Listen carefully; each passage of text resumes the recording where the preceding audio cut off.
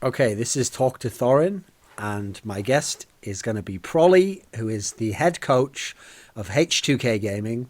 And before that, he was actually a player for Complexity, most notably. And this is going to be an interesting one because even though the Talk to Thorin series in general, the whole point of it is it's not as epic as like a Reflections, we don't have to go super deep in all the past. But as a result, in general, I kind of made it to be more, I won't say disposable, but more like just in the moment, It's like things that are going on now. How does someone see the world at the moment? So in general, most of these, there's not going to be a whole lot of spice directed my way, Like in general, it's just asking the person how they see things.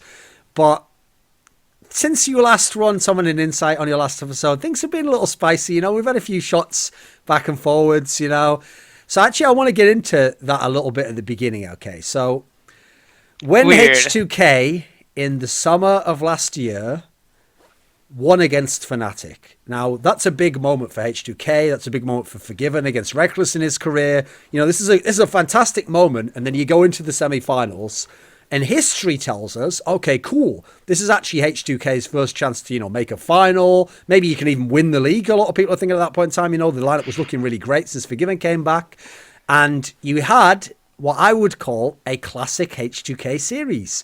So you played against Splice, and it was looking so good. You were winning the game early on. Then you know what? You got to those game fives, which, as long as Forgiven's in your team, you're not as good at winning. I mean, you're not that bad at winning them against him, but if he's in your team, they just, for whatever reason, they don't seem to go your way. And I made my remark that this was like, whatever, to some degree, it was a classic H2K, whatever you want to call it, a choke, a misstep, letting people pick certain picks in the fifth game, etc. Now, I remember that you seemed to take umbrage with this, is how we say it in England. You seem to take a little bit of, it's not like a direct offense, but it's more like the notion of like, you don't like the way someone's saying that. You don't like someone implying that the team choked in any way or whatever. And you did this thing, okay, which is actually a very famous approach from coaches who address this, which is that they don't outright say like there's no such thing as choking. What they'll do is they'll say, okay, but this wasn't a choke because I can break it down to things that happened in the game. So there was a mistake from someone here, or we would have prepared differently to do this. So Stupid with all coaches. the times in semi-finals and game fives that your team's lost, you don't think anything within the course, I mean, admittedly, the course changed for this season, but you don't think there's anything in H2K that's been chokes. You don't like that. Well, with the summer split one, Yeah. no. I think the summer split one was not choking. Some of the past ones may have been, though. Yeah.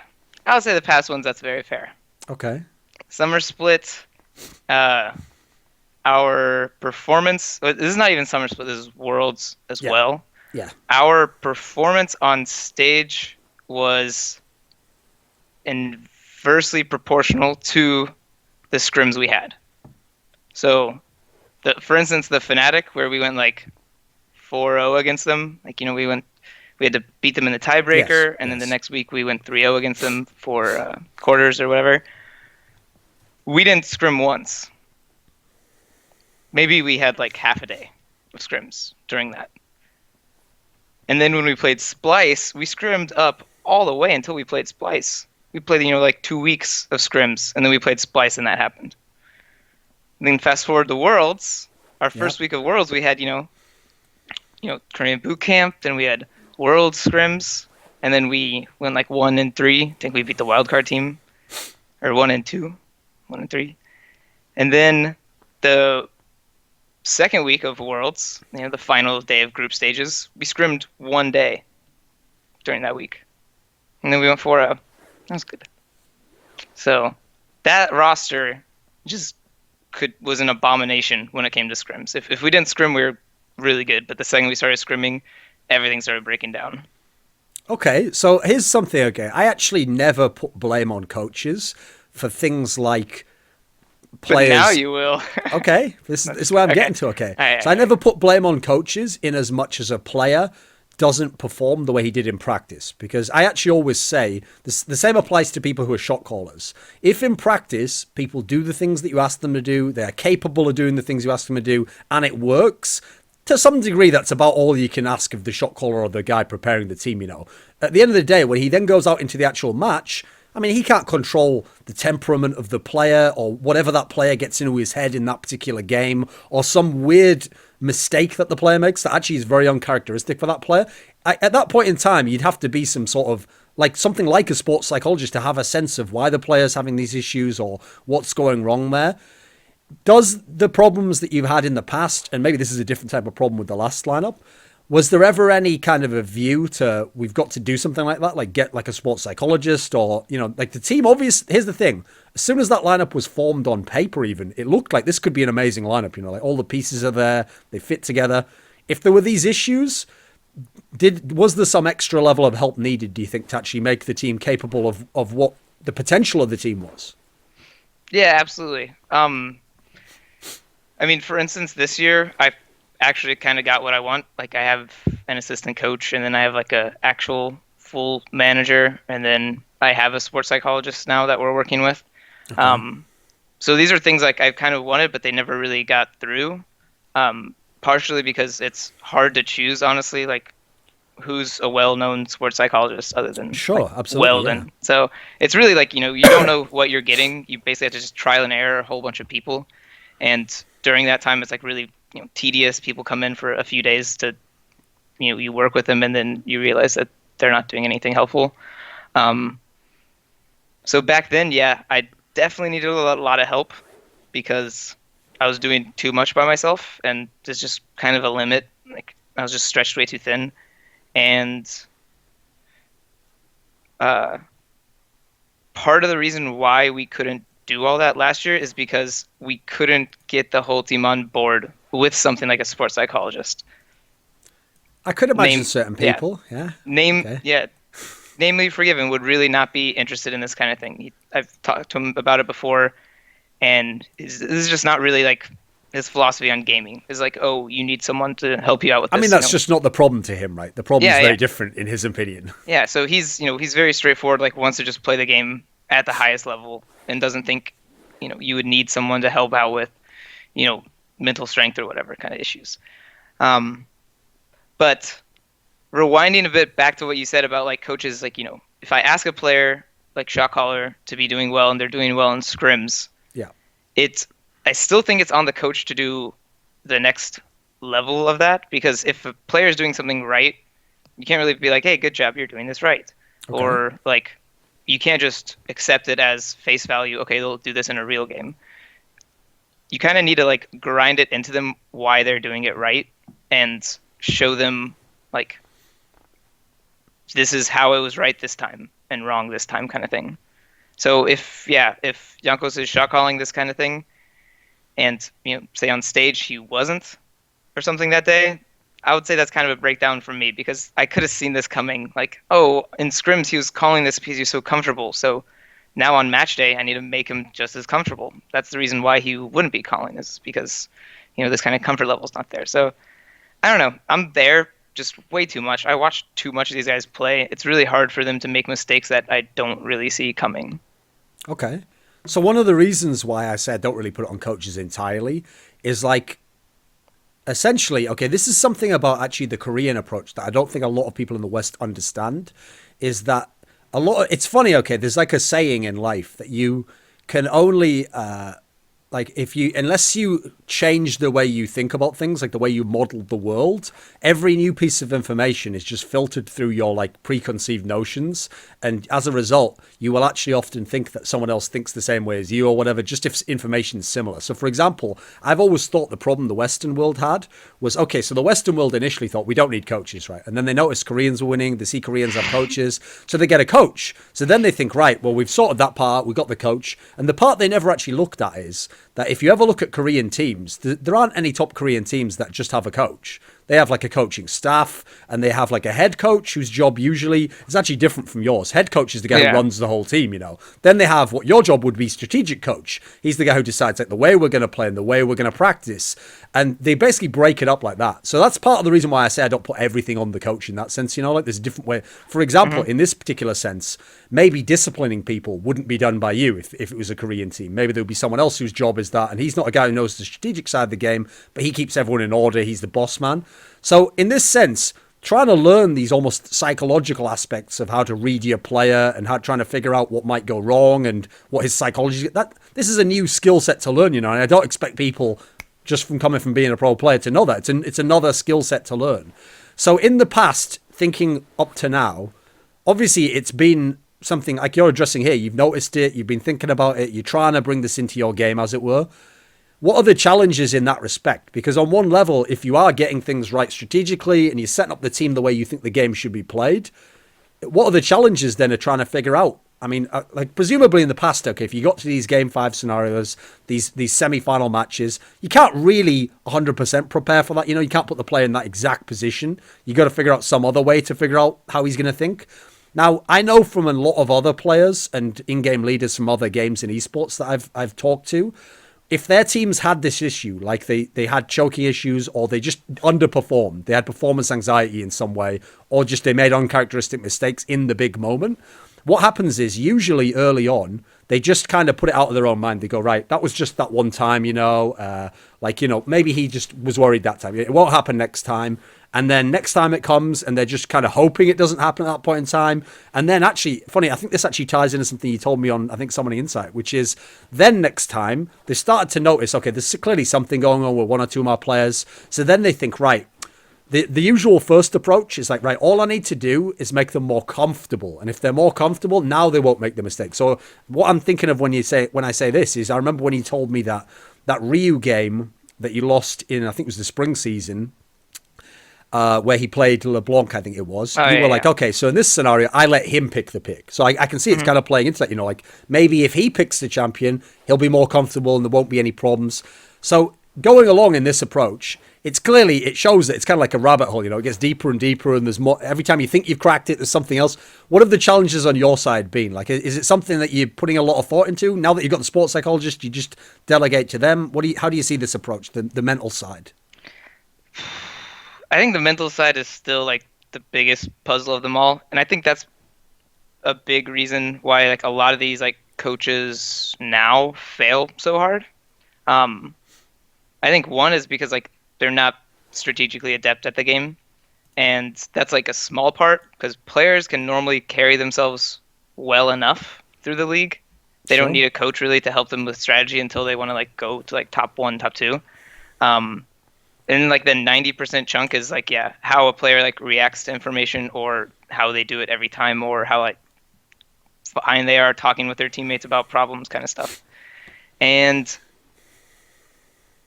I think the mental part is or has always been the biggest problem with all of my teams that I've been on, which is why like every split, my coaching style changes to be more and more focused away from strategy and more on like how are these guys communicating, dealing with pressure.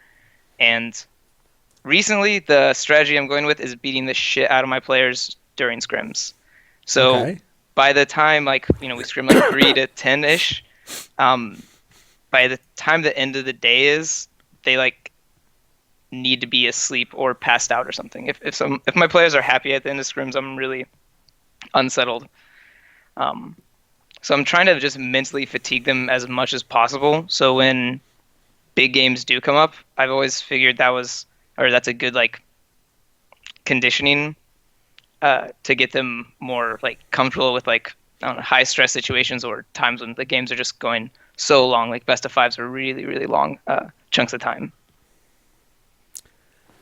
So okay, without dwelling too much in the past, I do have a question about Worlds, and admittedly it's a very Thorin specific question. Like it's basically just something I want to know. It's incredibly self-indulgent, okay, but another trend I've noticed in your career, okay, I'll tie this into the Splice series from summer, is the most obvious question that someone would have in that Splice series is why Odoamne just kept playing the same champion every game, win or lose. Oh, I mean, I say win or lose, you started losing. And so even lose, put me back in again in the same scenario. It's like you wanted a mulligan, okay? Oh, do over, it'd work differently next time. So in the same sense, when you went against Samsung in the semi-final of Worlds, right, I didn't actually think you were going to win the series, okay? I think that would have been very tough. But I definitely thought there's a chance, an outside chance. And so when I looked at the team, one of the areas I thought there's possibly a chance was the bot lane.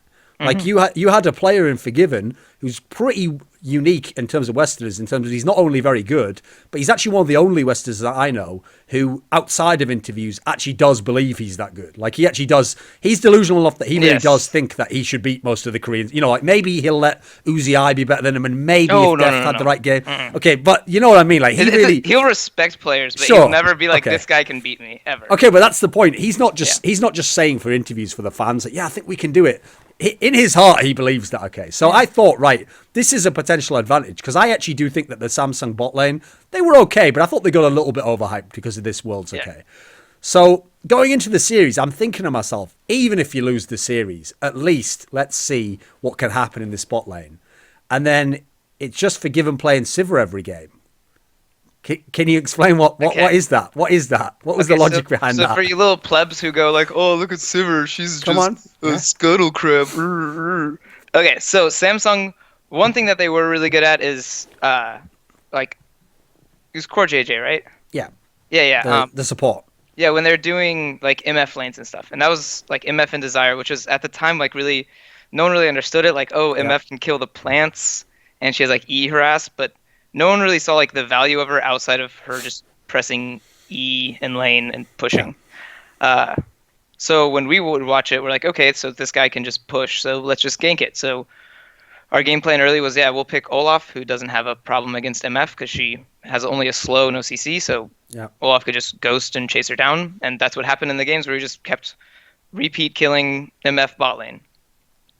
The problem came when we would go back to lane without Jankos. So now Jankos isn't bot lane, mid lane, or top lane. He's like in his own jungle. Now all three lanes are getting just pushed in over and over again.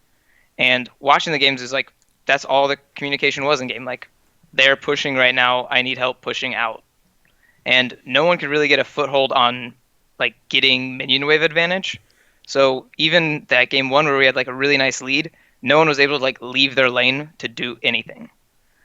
And at the time, I didn't have, I just had the YouTube screen of of watching it. Unlike now, I can actually be in the game and watch how lanes are playing.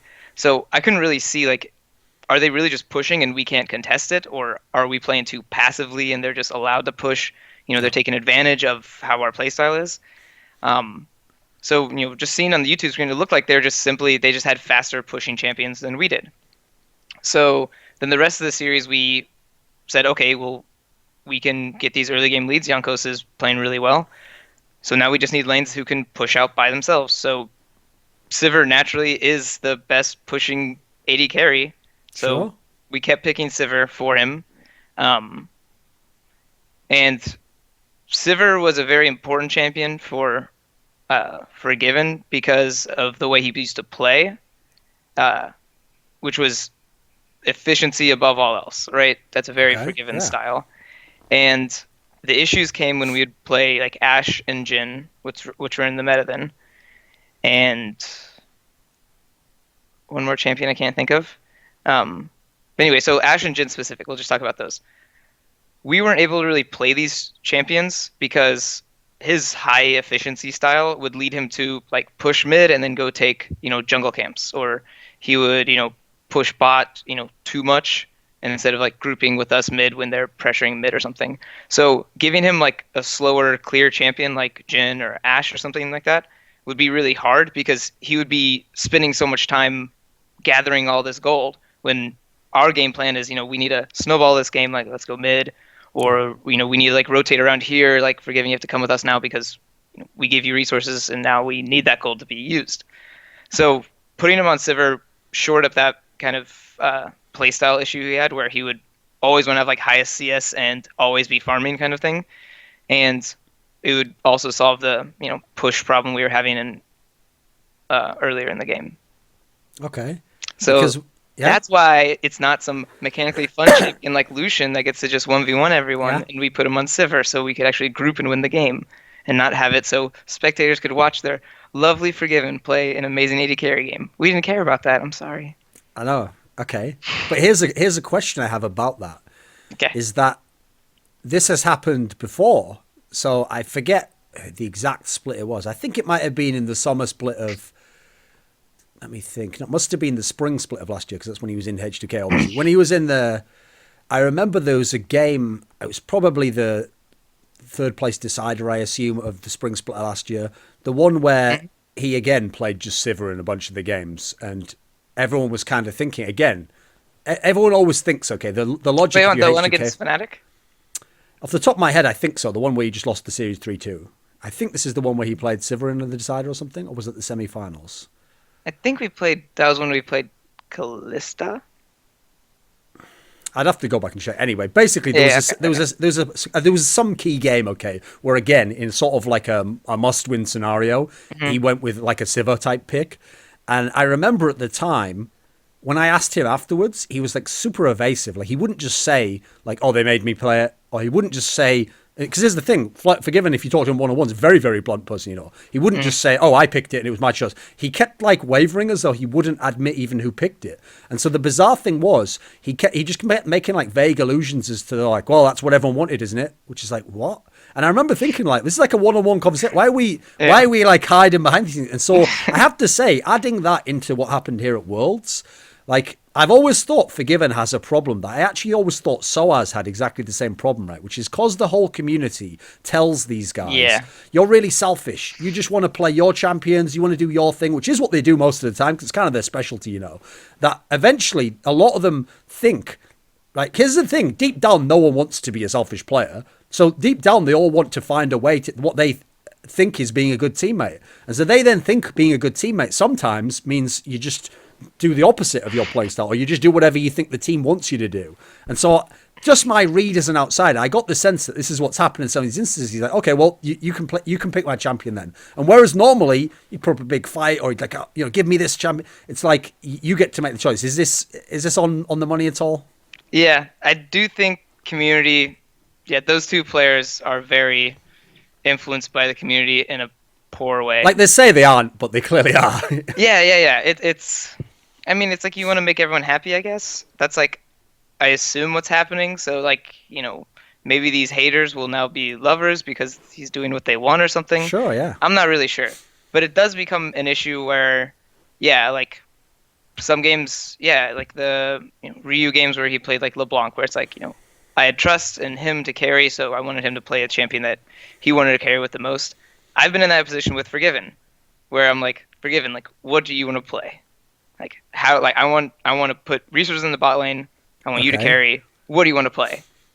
He's like, just pick me Sivir. I'm like, is that sort of like though if you have a girlfriend and you know she really wants to go one place, she's like, where do you want to go? And it's like, and they're thinking like, oh, I guess I better say the thing that I know. Yeah. Do you think he was trying to do that? I don't know. I really don't know, because so many times he tells me like how much he likes Sivir, and I don't really like. I honestly like he like tries to convince me he really loves this champion. Mind games, okay. Yeah, and I mean I believe him because he's saying it, but at the same time I'm like, who really loves Sivir? He definitely doesn't. It's not Come on, that much real. fun. But he gives so many reasons why he does. Like it's a really well thought out lie that he loves Sivir, or he just does, and it's just something with him and Sivir. But yeah, he really. Whenever I'm, I want to put some, not pressure on him, but I want to put emphasis on his role, and I'm like, what do you want to play? I want to do what you want to carry with, and he'll tell me Sivir, and I'm like, I mean, I guess that I asked what you wanted, so you told me. I guess we'll play Sivir then. Not all the time. Sometimes, like I said, I thought we needed Sivir because he would be in a hole of farming side lanes and stuff like that. Okay. But yeah, he really does like Sivir. I don't know. It was the weirdest thing. At least he's convinced himself. Yes. So that's the thing. The secret is if you lie to yourself enough, then you can actually, it seems like you tell the truth when you say it to other people. So it translates. Okay. So moving on from this era of H2K. After the Worlds result, okay, because obviously, I mean, people know I'm fairly close with Forgiven, I've talked to him throughout a lot of his career. Like, the way it was going when he came back to H2K, it really was like a step-by-step progression. Like, when he first came back, I think he almost did come back to sort of be like, well, they've had to beg me to come back, like, I guess he almost made it like, oh, I'm so gracious, I'm allowing them to, I'm going to save them even though they said they didn't need me, But then, once he started to win some games, especially once he started to beat Fnatic, even if he wouldn't fully admit it, you could tell deep down he started to think, maybe actually we can just win LCS. Maybe we can go to Worlds and do all these things I wanted to do, you know. And so gradually, piece by piece, it sounded like one of those scenarios where, sure, even if a team can be dysfunctional when you're losing, there is a reason why they say like winning is like it cures all, you know. In the moment of winning, people start to think, actually, I love this teammate. You know what, Vander, you're the best support I've ever played with. I love all you guys. In fact, no matter what the old issues were. So I thought to myself, after Worlds, maybe there's a chance this lineup could stay together. Did you think the same thing? Not really, because it was like playoffs and Worlds were just such a short-term thing. And that was really always a problem we had with Forgiven was like, yeah, when it became a long-term relationship, uh, you know, we would wear on you a lot faster. But since, playoffs, for instance, like we didn't even get to scrim before we played Fnatic, and then we had like 1 week of scrims before Splice, so we really were only together like, 2 weeks at a time, 3 weeks at a time, as opposed to, these 4 month long splits that would normally happen. Because when it came to putting together this new roster, and obviously H2K wasn't one of those teams. I mean, I realize when I say this, it'll sound like, what, one of the teams that doesn't tamper? Like, okay, even though legally in the Riot system, you're only supposed to ever even consider a player and talk to the player, once his contract ends. A lot of teams suspiciously have their lineup almost set, and can instantly announce it almost as soon as the contract ends. So who knows how they do it? Okay, H2K, obviously keeping within the bounds, totally plays by all the rules, So H2K really was. What are you alluding to? I'm saying H2K wasn't doing anything. So H2K really was a team that, hadn't had their team decided, was chopping a few people around, checking who's available, figuring out, which direction do we go in with the new lineup. And when this was going on, if you remember, there were some rumblings that came out publicly from Jankos along the lines of like, was he even sure about H2K? Like, if they're going to kick Vander, is that going to upset him at all? And then the implication was that for whatever reason, he was convinced that the approach we're going to go with is the right approach. And we saw that approach ended up being use both the import slots to get a full Korean bot lane. Now, was that actually an early plan as soon as you knew you had to change the lineup? How did that come together to get a full Korean bot lane? Because that's like a very weird idea if you think for a Western team. I can't think of any that have tried it really. It wasn't a plan from the start because, obviously, like when Ryu decided to sign with P1, that was when it was like, okay, now we have 2 import slots to choose. Because before that, it was like, we have Ryu. Like, do we want to try to get Arrow and Vander? Yeah. Do we want to try like blah, blah, blah? So up until Ryu decided to go with P1, it was still us expecting to play with, Vander and AD Carry from Korea probably, because I think the EU AD carries, there was like no free agents that were very good. So up until Ryu left, which was like still was pretty late into the signing, what is it called? The like free market free agency period. Yeah. It was very close to the end of like middle / end of December, when Ryu like ended up signing with P1. So then it was kind of like we had like a week, 2 weeks to get all of our import slots or all of our bot lane filled out. And at that point, it was like, okay, well we have like this list of Korean AD carries, and none of them spoke English. So it'd be like we'd have a Korean AD carry who didn't speak English, and then Vander. So we have already 3 or 4 accents, including mine, if you count mine as an American accent, even though I speak English correctly. So we just have 4 accents with someone who'd never spoken English before. So it kind of became like a necessity where it's like we just either have to pick a European AD carry, who we just didn't know a good free agent at the time, or we have to go with a full import bot lane. And at the time, Che spoke way better English than Ryu did when he started. So I knew that was going to be a mile like 10 times easier.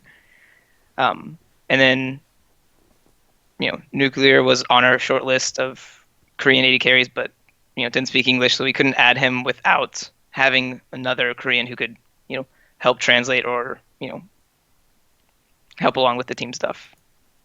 Okay. So the interesting thing about Nuclear is even people who watch LCK, I get the sense just watch the Premier matches, like they watch the big Hmm. marquee game when it happens. So actually, a lot of people won't be aware of his background in Korea. But I actually remember he was one of the few decent parts of the Svenu team. I know everyone laughed at Svenu because he used to just get fucking dumpstered and they were like a brand new team. It was like the equivalent of the team that gets promoted and they're Yeah. going relegated. But he was actually one of the few parts that wasn't terrible in the team. Did you actually know anything about him before he came over to H2K? Yeah, I mean, when we started talking about like the potential pickups, I started just doing research on it because it'd just be really uncomfortable being with like, cool, what can this guy do? When the split started. So I I have to do my homework on the players. So yeah, I had to look over Nuclear a lot and Che. Um, but I don't know. AD carries are always in my book like hard to read, even if they're like the stars of their team. Sure. Like, why are they the stars? Is it because like everyone is just terrible, so they look okay, or are they actually solo carrying stuff? So, um, looking at him, like I watched his solo queue games on op.gg. You can spectate um, the Korean solo queue game. So I watched how he played in solo queue, and I watched some Spinu games, and he seemed like mechanically well, and that's probably the biggest thing about AD carry. I assumed as a Korean, he has like some teamwork built into his body, where he's a team player and he's like comfortable, like learning and respecting elders. Things that I know about Korean culture are very limited, but I do Sure. know enough about that. So I figured those are two pretty like required skills, and it looked like he had them. So it wasn't like I had to like I don't know. It just didn't look like anything hard to me. Like I don't see anything here. I just saw Nuclear and I was like, this is a good AD carry. We can play with them. It was like very, I don't know, quick in my brain. So if people look at this split, they'll be like, oh, probably, you know what? Whoever scouted this guy, they just perfectly read the meta because, you know what? He's like, plays Varus, Jhin, Ashe, all the champions you want to play. You must have just got exactly the right guy. But that's another thing I know about this guy from the past. He used to think he was Doublelift. He was just playing Lucian all the time, Yeah, or yeah, yeah. Callista. This wasn't really like the utility AD carry everyone. So what is the... Is he someone who just instantly was on board with doing this? Did you have to convince him? What was the process in that sense? No, okay. So, all right. So the bot lanes I've played with. All right. So Forgiven and Vander, Yeah. Freeze and Vander, then Forgiven and Vander again, and then Hjarnan and Kasing, and then Hjarnan and Voidal for like 3 weeks or something like that. So, in all my time as a coach, I've never had a bot lane that cares more about like winning the game than lane. Or My God. How have you yes, found these guys? Okay. it's like I started crying when we scrimmed and like Odo's playing like Rumble and Yonkos is playing like Elise and we dive top lane and then enemy dives bot lane and we say, hey, Chain Nuclear, back off turret, we're diving top, and I hear them say, okay, we'll stay safe, and we go over the scrim and I'm watching an analysis. I'm like, you guys aren't mad? You had to leave turret because you guys were doing well in lane, and then we told you to just leave your lane, just run away, and they were completely fine with it. Like, Odo and Yonko's carry now. It's okay.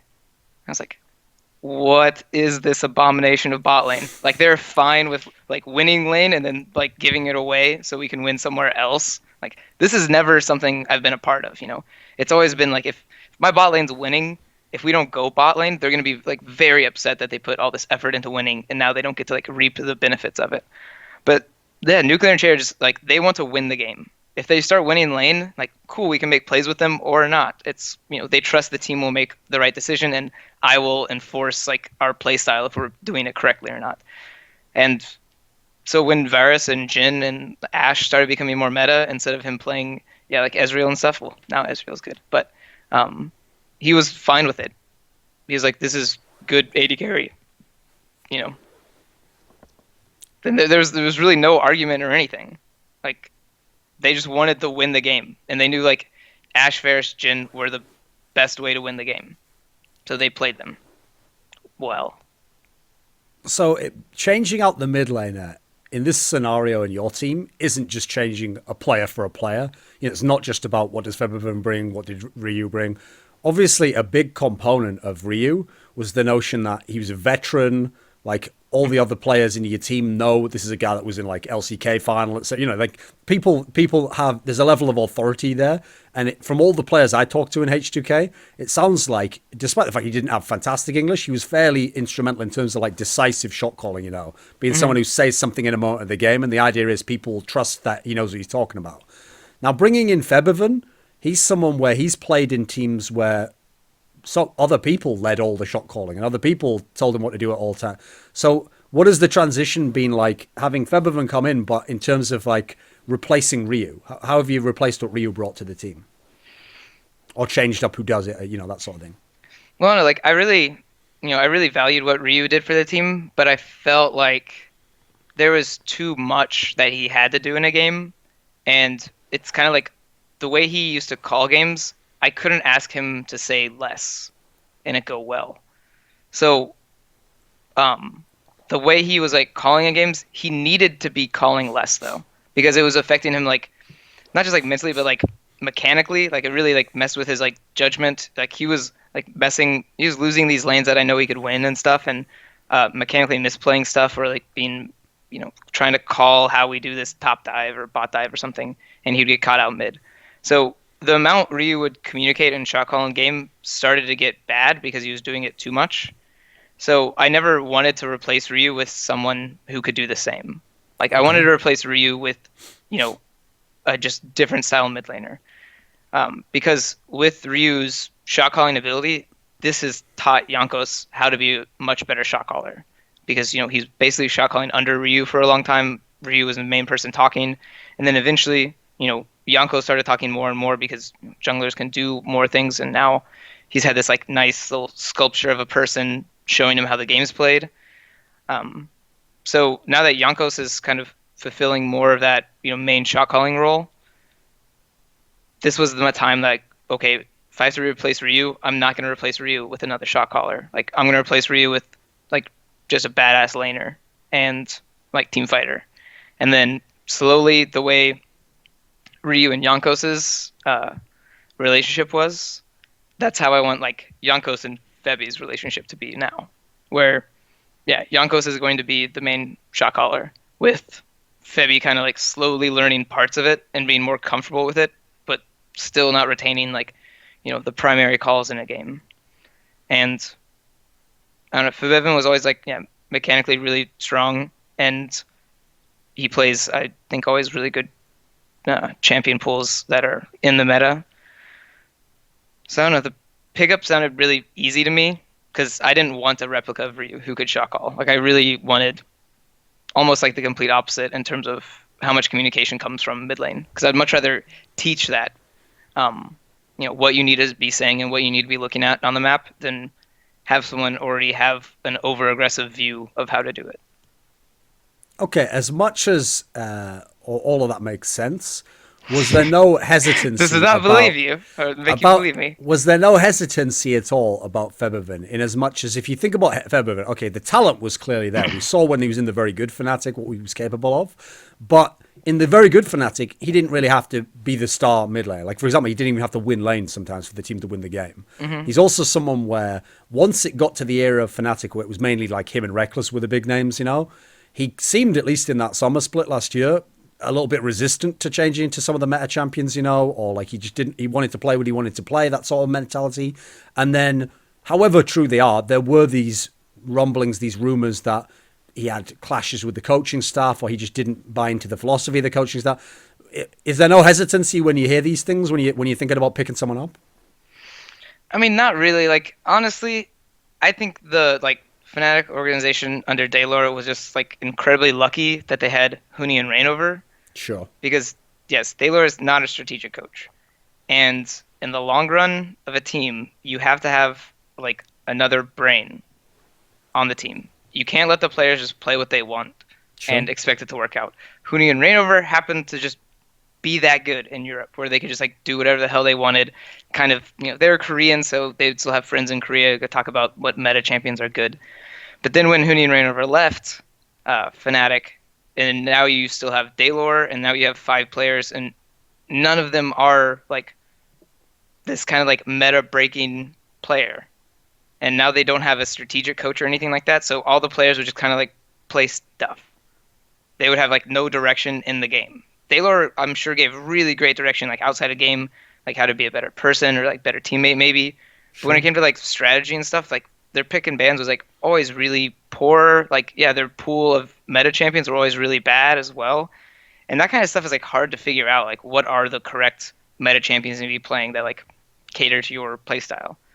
I really don't think in League you can have 5 players just solo do that now. Like they can do a good job of it, but they can't be like top 1, 2, and 3 in their region without having a sixth brain kind of like guiding them and directing them or just helping them out. So when Fnatic just had Daylor and then like Febby and Reckless, I was like Febby and Reckless cannot strategically lead a team by themselves. I just don't think they can. And then they had Gamsu and Spirit.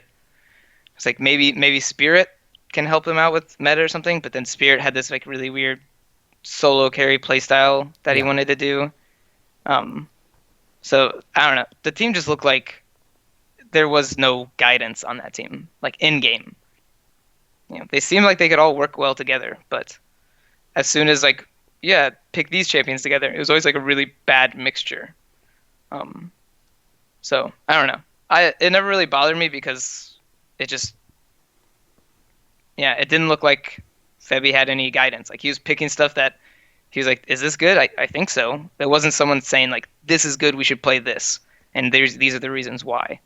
So I knew him from H2K when I first started coaching.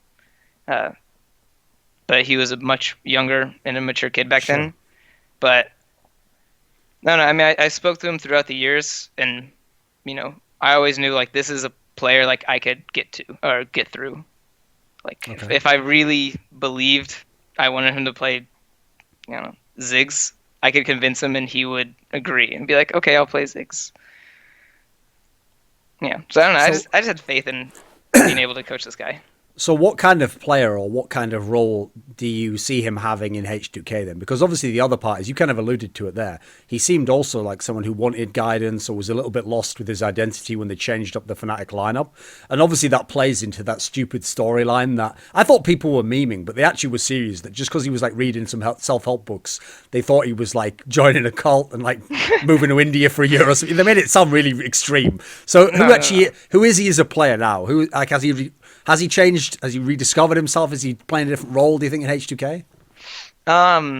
Yeah, I'm trying to get him to play into a new role, because obviously when he came in, he was from Fnatic and like Hunyuan Rayover, he was very much like he'd play his lane, and then he'll like follow calls and he'll like call out stuff, but he wasn't purposely trying to call out stuff all game unless he had like a really big lead. So currently I'm trying to get him into like kind of like this mixture between like Febiven on Assassins and Febiven on Control Mages, because he plays them both, like obviously they're very different, but the way he calls in game is also really different. Like if he's playing this like mobile assassin, he'll call out to like kill people and stuff like that, right? Makes sense, he's playing an assassin. Yeah.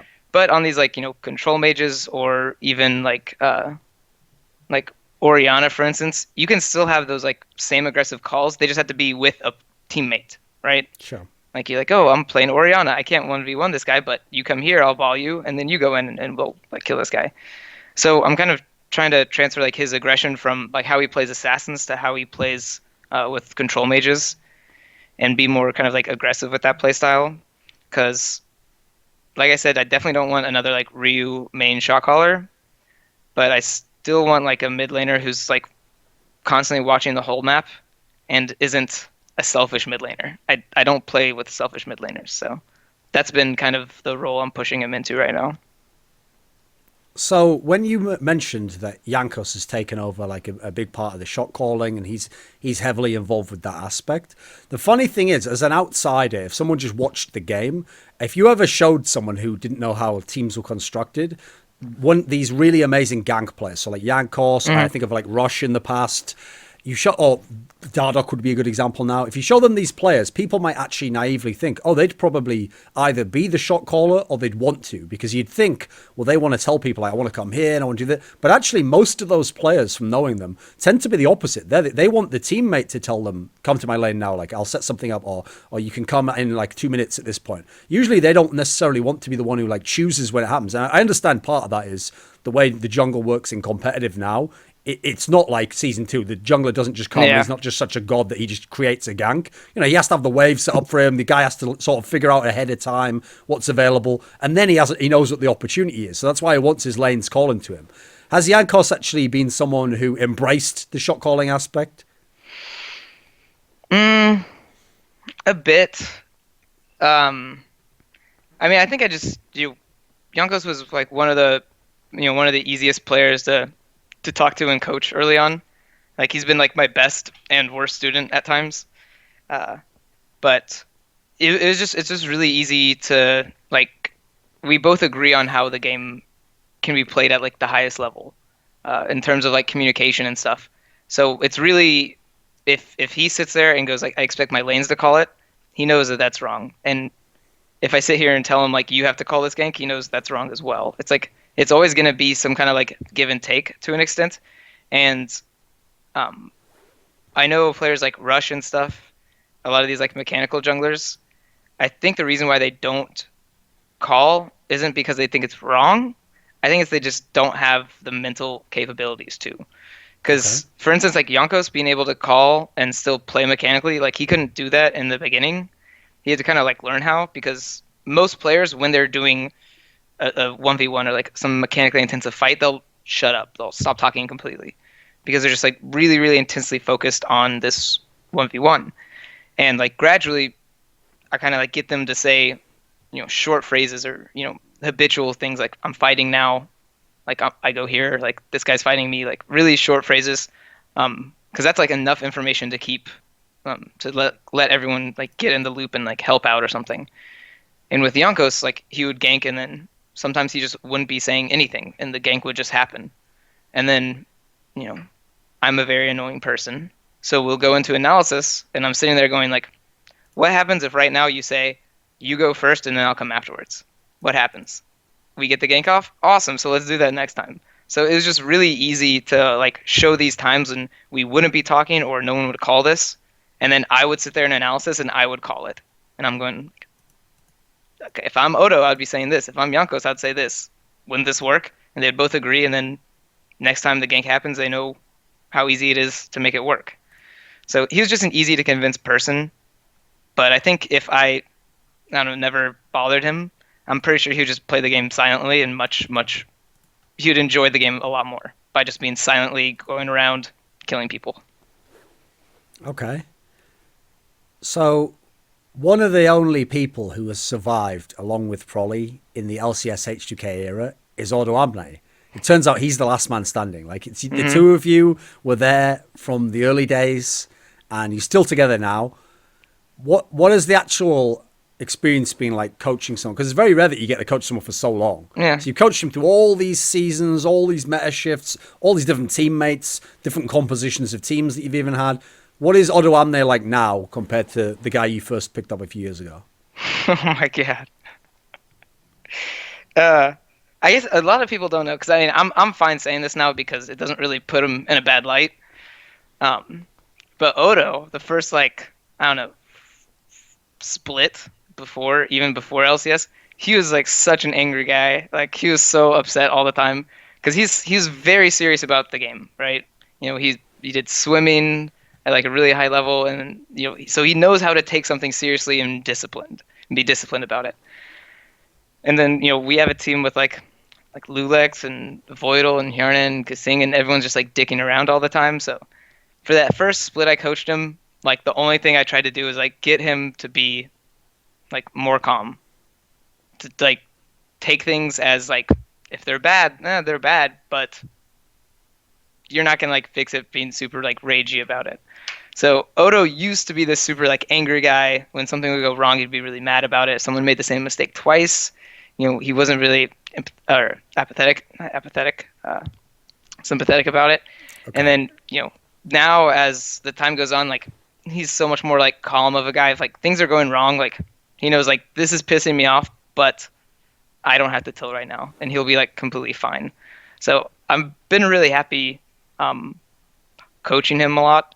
We still have the same,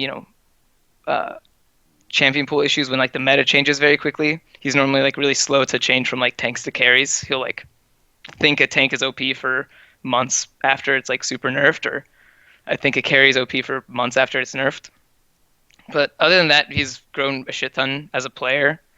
Uh, so I'm really happy that I got to work with him, and yeah, I don't know. It's still we're still on that balance of like we've known each other for so long, but I still have to like bust his ass sometimes, and that's still difficult because I just known him for a really long time now. So when you guys went to this IEM 11 World Championship, the one that was in Katowice, Poland, on the surface, it looks like it's not that good because you lost to the Rocks Tigers. And what people knew about this tournament who don't know how LCK is going is that like everyone was complaining before the tournament, like, these aren't the good Korean teams, these are the ones that like, just didn't turn down the offer, etc. So it's one thing, okay, to lose to Flash Wolves because they did actually end up winning the tournament. So that's fine. Obviously, no one will blame you for that. And everyone kind of knows Flash Wolves is pretty good. They're up and down, but obviously they've seen at Worlds and MSI. We've all seen what they're capable of. But what people don't realize is, right, okay, Rocks Tigers, the name, yes, they lost all the players that were really good. They all split up and went to the other teams. But Rocks Tigers essentially picked up almost the entire Africa Freaks team. And anyone who actually followed LCK closely knows they were the sleeper team.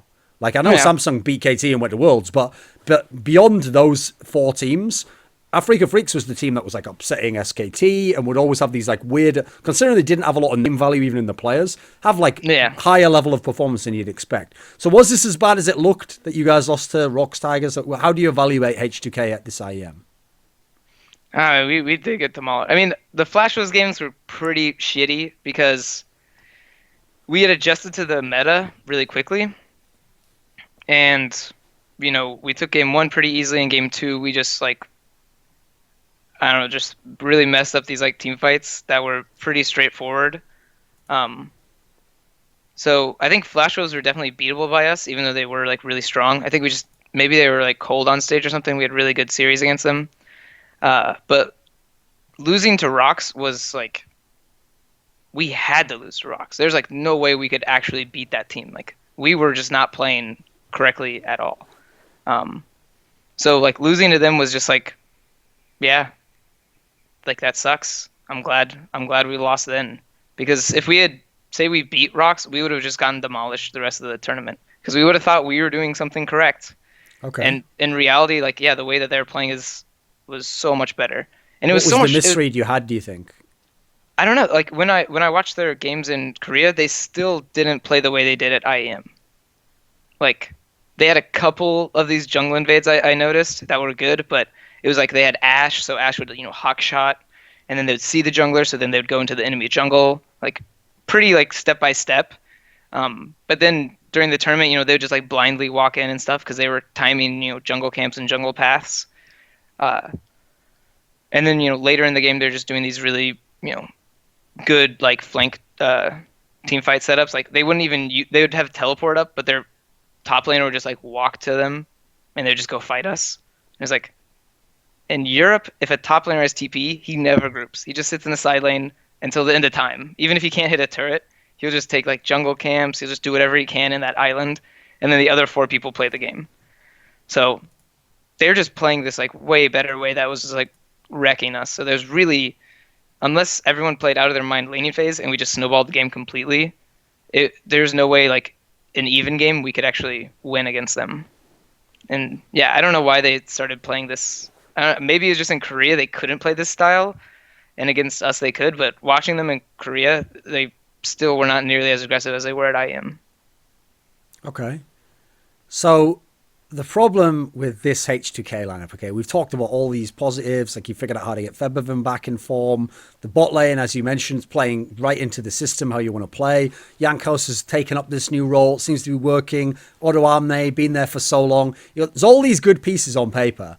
But I actually think in a weird way, the season so far has you stuck in sort of the worst position to be in, right? Which is where You're a good team. You're like a top 2, top 3 team. But the problem is you're in third in terms of record, and the only team you lose to, team 2 and team 1.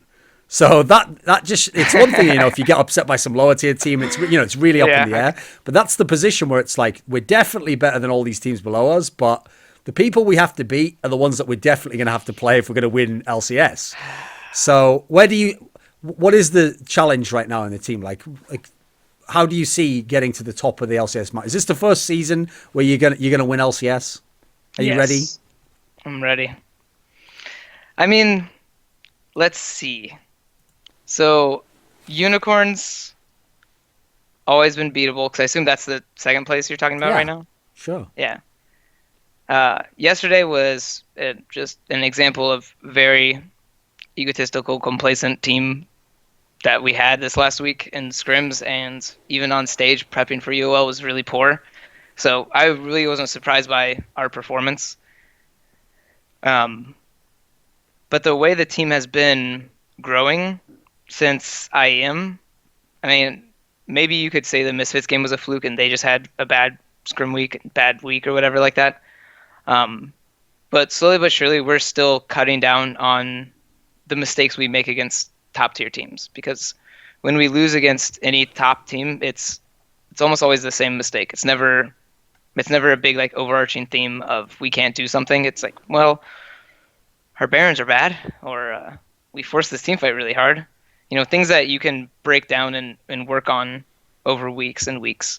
So that's the one bright light I'm following for this, because in the previous iterations of H2K, I never really was able to plan out 4 weeks in advance.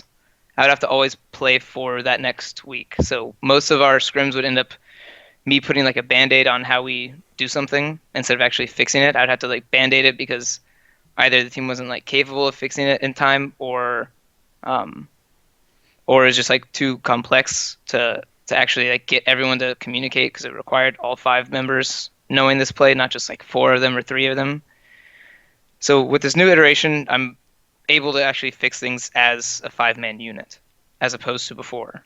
So that's why I have a lot more hope with this lineup going forward to playoffs, because these weeks I can actually fix these things instead of saying like, okay, well, next week we just won't do, no one call Baron. That's our new strategy. No one call Baron and we'll win these games. I can actually fix how we do Barons, how we close out the game, how we, break the base, stuff like that. So I have a lot more faith in this team than I've ever had in any iteration of H2K.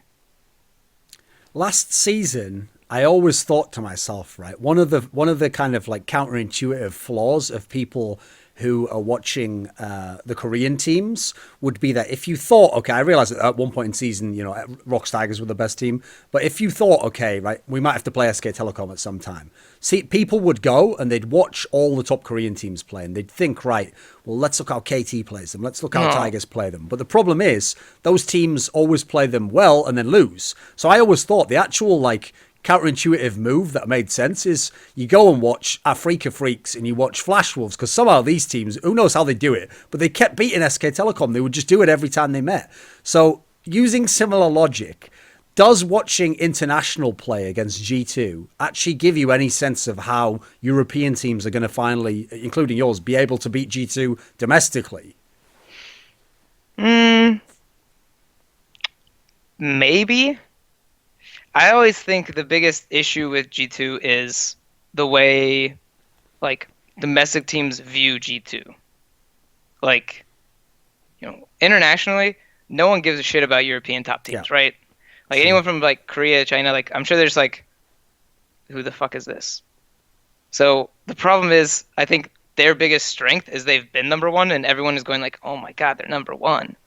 Kind of like how sometimes Faker is playing these lanes really, really like aggressively and like out of his bounds. Like, you're not able to play this matchup, not from like a mechanical standpoint, but just like mathematically, if you get hit by one skill, you just die. But he plays it because he's like, this guy's so scared of me, I can do this. And the other guy's so respectful, going, this is Faker, he must know more than me, and they're just too terrified. I think that's G2's biggest strength. It's not like they're macro or anything. It's just they've been like number one, and for some reason domestically, teams are still really scared when they play against them on stage. And a lot of times they get way too much respect in games, and they sense this. G2's good at this. They can sense like, hey, this guy's scared, I can go do this. and then they can get away with these games that maybe they should have lost. And I think that's right now probably the biggest thing to get over to beat G2. And I think that's why internationally they've always had issues, because teams aren't really worried about them. They don't have they've never played against any of these players, so they don't have any preconceived notions that they'll lose or any negative things. So if we look at the different iterations of H2K that Prolly's been the coach of, they always got praise for being like macro teams that are like mid-game, they know what to do, they make good decisions. How does the current H2K fit into the stereotype? Okay. Can I first eliminate something? Okay, go ahead. Okay. So I never said this because it always just made me laugh really hard. Okay. When the team was initially called like a macro team, it was with H2K with Lulex, Hjarnan Kasing, Ryu, and Odo. Yeah. The reason why we were called a macro team was because we'd like run around the map and we like take towers and like trade objectives and stuff like that. This didn't come from us being good at macro or anything. This came from, in scrims, we just couldn't team fight as a team. Like all 5 of us, Okay. it was just so awful. Like if Lulex was engaged, like he was too scared to engage unless he had flash. Like sometimes Kasing would want to go like fight this other way instead of this, and like Ryu wanted to fight. So it was like too many people doing too many different things. We just couldn't team fight. So the first iteration of H2K, I was like, this team fighting is so bad. No one team fight. We always run around the map. That was our whole game plan, because in scrims we just couldn't team fight. So I was like, well, the only thing we can do is play lanes well. And so I coached them in a way where all we did was trade objectives and run around the map. And the second we played against a team who could force fights, we'd have a lot of trouble. So we started getting this praise as being this amazing macro team. But sometimes the best macro play is the team fight. Sure. If that ends the game the fastest, if you have a team fight comp and they're coming to Dragon, you don't give up that Dragon to go take a turret. You team fight them at Dragon. But we would avoid this because we just would fuck up so many of these fights. And then, people would watch us and go like, wow, what good macro. They gave up this Dragon for this turret over here. And I'm sitting there like having an aneurysm. Like, no, this is such a bad call. We couldn't do the correct call. Like, we weren't capable as a team. Sure. So we had to avoid it. So that was the first thing about us having this like insane macro. It really was just a needs to survive. Like, this was the only way we could win games. It wasn't we actually had this amazing macro people need to look at. Now, this iteration of H2K actually has good macro, where if we have a team fight comp and a team is approaching us, we will set up for a TP flank and fight. If we have a bad team fight comp, we have a 1-3-1, this is where our macro suffers a bit. When we can't team fight, but we're ahead, we'll think, oh, look, we're 5k gold ahead. We can team fight now. It's not a big issue that, we don't have a good team fight comp. We're ahead, so we've team fight now and we'll end this game. And then that's where this macro kind of like bites us in the ass, where we're thinking like, we're ahead, so we should end it fast. And that's not the best approach, because a lot of the times, if you're ahead, you can just make the enemy never leave their base, never make any plays. And then instead of like you having this, big, ridiculous, snowball game, you just play the game where you play the game. The enemy can't. The enemy just has to sit you and watch, and you can play the game as slow as you want. And as long as you don't bring that to like 70 minutes, you'll always have a big item advantage to do what you want. Okay. So even though we addressed Jankos as a shot calling presence, one aspect I wanted to talk about was, one thing I always get a bit triggered about in League of Legends is that if you're in the best team, or you're a very good player and you have a fantastic teammate who synergizes well with you, you always will look better, and therefore you have like a very good chance of just automatically being called the best. So even though I agree, Trick has been one of the best junglers in the Western regions for the last year or more, year and a half, let's say, and he absolutely looked fantastic in all the LCS games, I think you could always personally make a case that Jankos was as good a player. I've seen them in different teams, different lineups. They're just different types of jungler. What do you actually think? So the point I'm getting at here is, in the past, because G2 always just won the league, and because he was always like MVP potential candidate, people would make out like, right, that's always going to be a mismatch when G2 plays against anyone else. What do you think about Trick versus Jankos in the current climate? No, I always thought they're almost the exact same. Like, if last year you swapped them on teams and Jankos is on G2, then I'm 100% positive everyone would say Jankos is the best jungler. I think right now I still think it's similar right now, but I think Jankos has a much is a little bit more ahead of Trick now in terms of like early mid game. I don't know what G2 has been doing, but I feel like they really sacrificed a lot of their early game aggression and like the stuff they were really good at. And that was like that's why I valued like Trick and Jankos like so highly, is because of if you play against them, you should be terrified.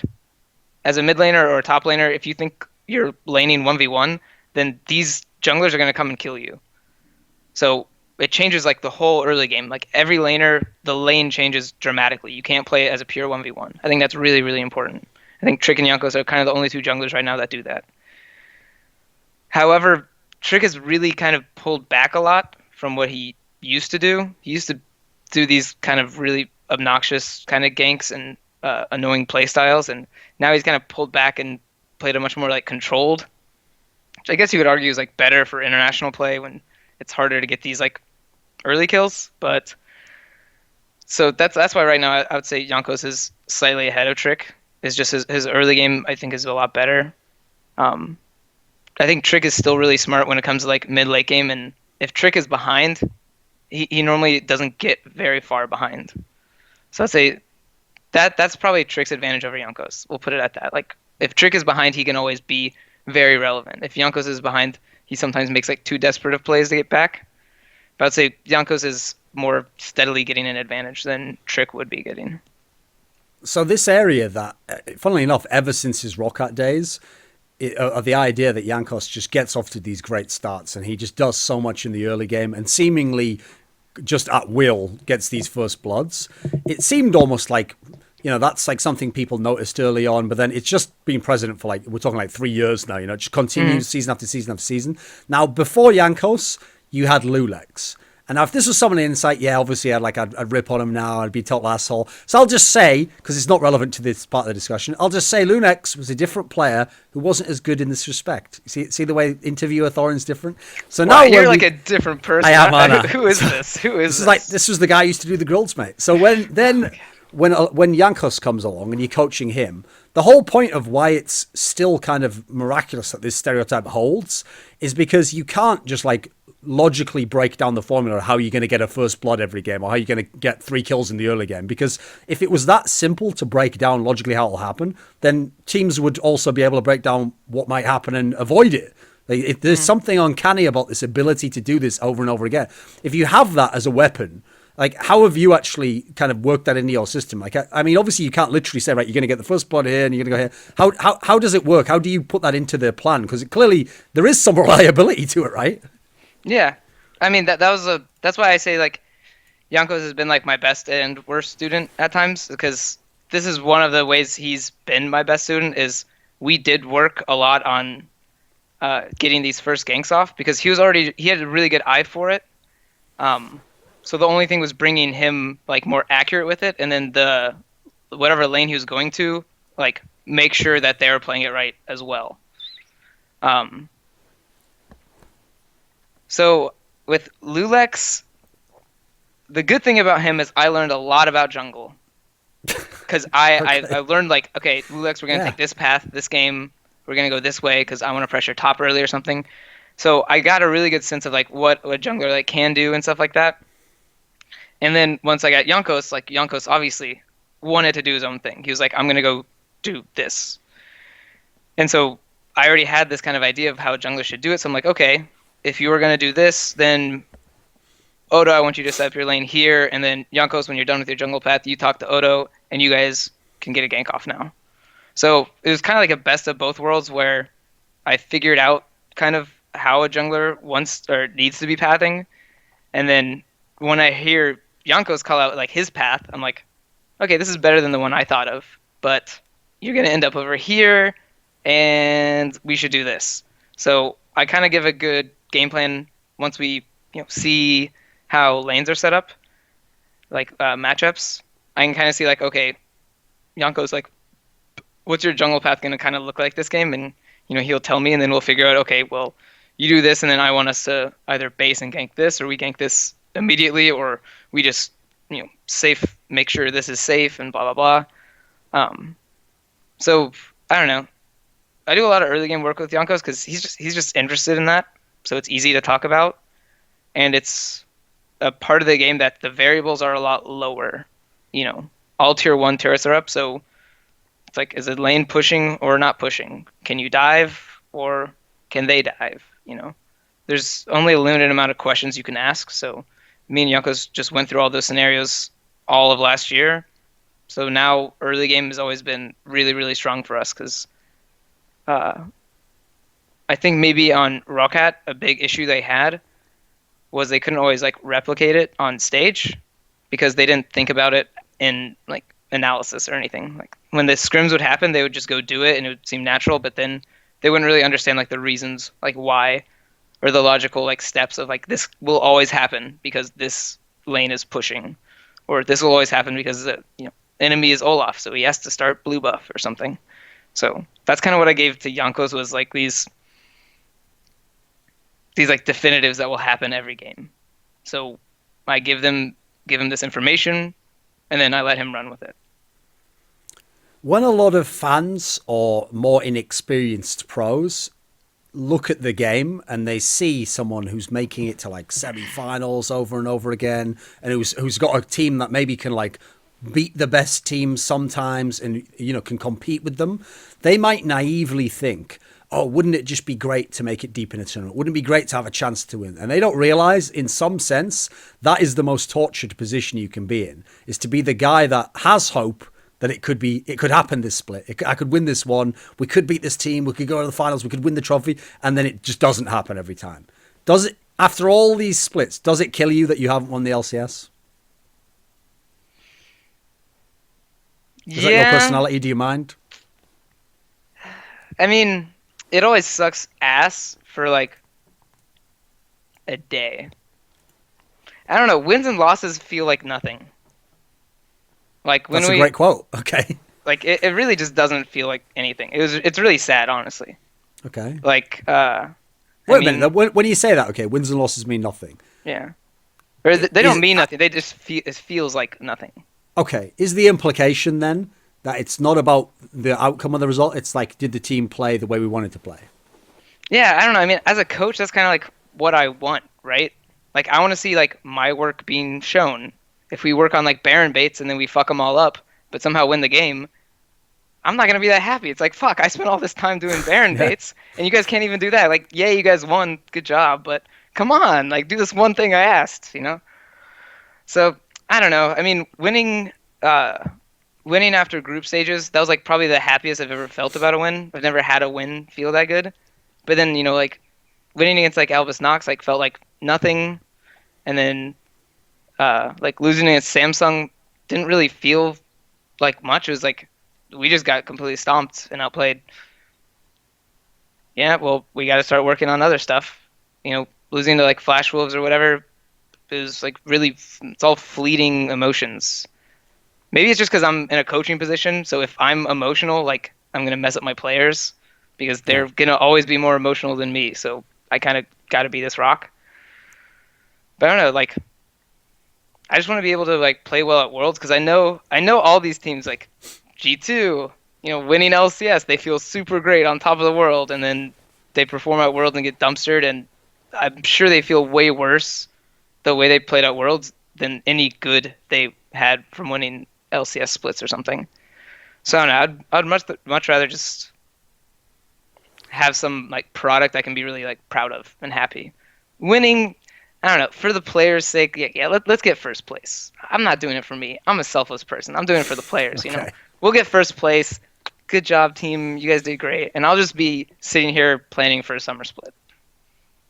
So, along with that, there is also an issue that to win coach of the split nearly always requires that someone's team wins or is top of the league, or that's just the way, unfortunately, they do it. Now, without wanting to rip on the people who vote for these things too much, I will just say I don't know of anyone really. Like, I actually think that guy Dylan Falco, who's the Immortals coach last year, I actually think he has some good qualities and he can certainly knows some things about the game, but I don't really know that he was the best coach and that's why those teams won all those games. I'm just going to say that, okay? So, obviously, behind the scenes, not everyone puts a lot of stock in those sorts of things.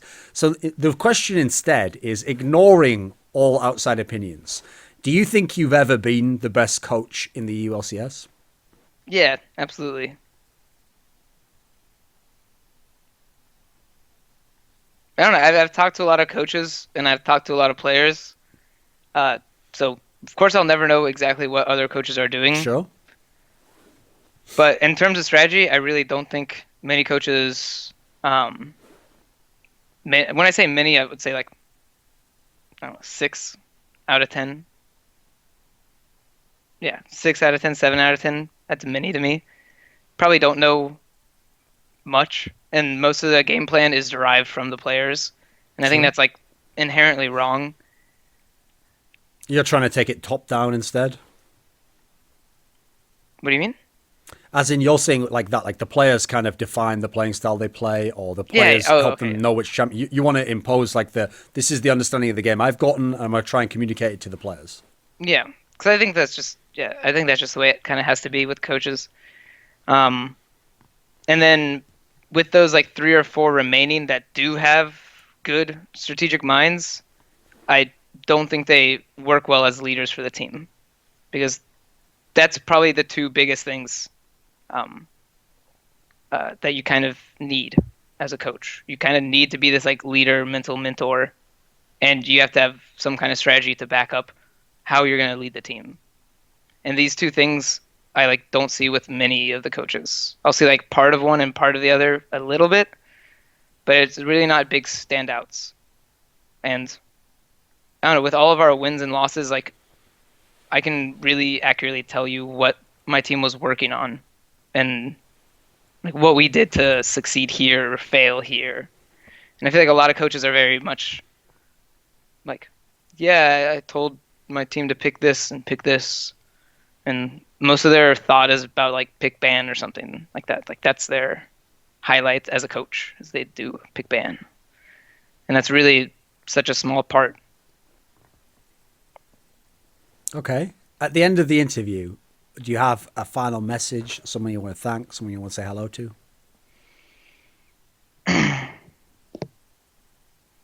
No, I don't really have anyone. I literally just spend all my time watching these 5 dum-dums play League of Legends all day. So, hi to me and my 5 roommates. I guess, okay, I got a good one. Okay. All right. I will say hello to Stardust. He's my assistant coach right now.